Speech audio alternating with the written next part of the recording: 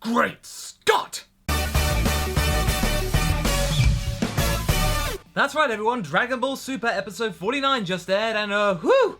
Oh, this time travel is just putting my head in a spin. A message from the future.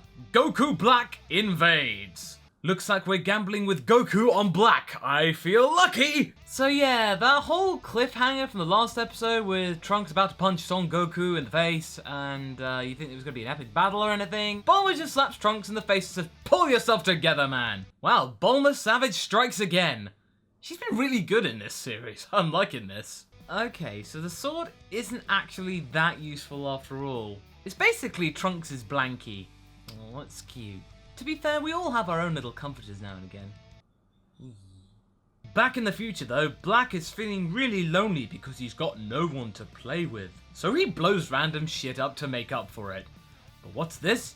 His Ring of Time MacGuffin's glowing and somehow does all work for him by ripping a suspicious looking rip through time. But back in the past though, Trunks thinks that Whis is God. Although really, he does act like God to be fair most of the time. Not like Puss in Boots over there. But little did Bulma and Trunks know, although we as an audience sort of remember, that time travel like this is illegal, and Beerus should use his godly duties to destroy the planet as a punishment. However, throwing a fish sausage in front of his face? Yeah, he's gonna let that slide. Oh, the wheel of corruption keeps turning even for the most divine of gods. Well, I say divine, more like feline. Bulma can't figure out something and it's really pissing her off. However, the MacGuffin from the world of tomorrow drops in and gives her all the information she could possibly need. Okay everyone, brace yourselves. We're about to find out what happened in Trunks' timeline. Something that we've been desperately wanting to confirm for the last 15 to 20 years. Are you ready? Did Trunks meet Boo? He did. And he destroyed him before he could even get summoned. Ki blasted Tabora in the face. And he reached Super Saiyan 2. Yay! So yeah, no Boo. Boo-hoo. But what about Black though? How did he just suddenly appear?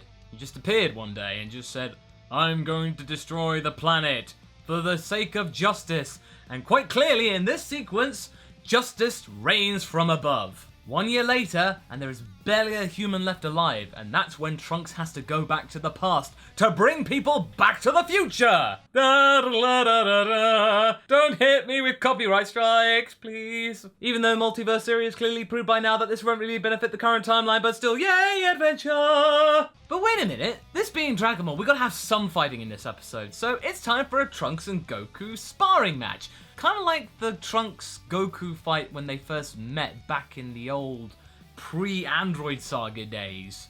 Nice little touch. Goku just wants to show off Super Saiyan 3 for some bizarre reason, and why not Super Saiyan Blue? Super Saiyan 3's dumb, but it does look cool here, so I'll allow it. But yeah, as soon as Goku goes Super Saiyan 3, this fight really does not go further beyond. Oh well. But there's no time for that. Black is on the scene, and he casts his eyes on Goku. And they stare at each other, and stare some more. Until next time! For this episode, it was alright. It answered a lot of questions that we Dragon Ball fans, especially Trunks fans, have been clamoring for all this time. We've not had a clarification from Toriyama, we've not had an OVA, we've had really kind of nothing from the Trunks timeline after Fight for the Future, back in episode 193 of Dragon Ball Z. It was downgraded to a flashback, but we have closure now, and that's the most important thing. It proved that Trunks didn't sit on his laurels and he continued to get stronger, so that's definitely good. Trunks did not put his swimming trunks on and go for a dip. He pulled them up and continued to fight. Black though, we really didn't gain all that much, except that he has the capability through a special ring to travel through time. Methinks really that it's gonna be something to do with Toe and they're gonna bring the Super and Xenoverse timelines together. Or maybe Black's just an alternative Bardock. I mean, could be. You never know. Any theory's valid at this point. The plot was okay, but the artwork, oof.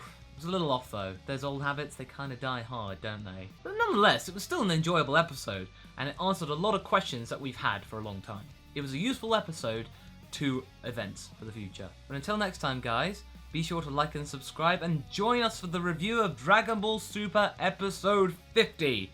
We're getting one step closer to making this longer than GT. Anyway, until Until next time, guys. Catch you later.